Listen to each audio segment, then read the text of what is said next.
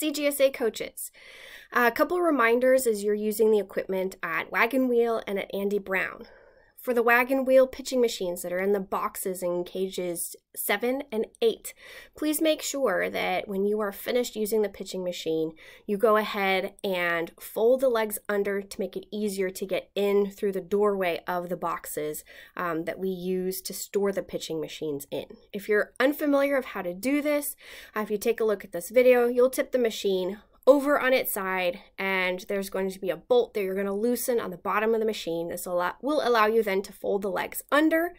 Once the legs are completely folded under the machine itself, you'll go ahead and retighten that bolt. Then as you tip the machine up, you'll notice that the legs won't be splayed out, and it's going to be a lot easier for you to get that pitching machine into the box through the doorway. Also, if you need to adjust the angle at which the pitching machine is shooting out the dimple balls, there is another knob on the side, another bolt that you can loosen, and this will allow you to grab a hold of the handle that I'm holding at the top here and push the machine either forward or backward to adjust the angle at which the balls are going to come out of the machine.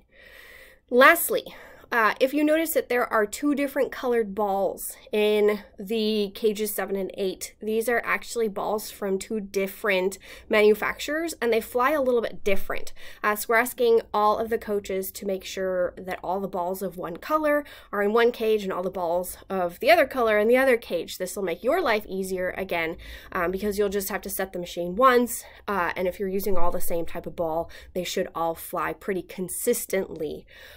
If you alternate between the two types of balls, then they're going to end up either flying too high or too low depending on which ball that you're using.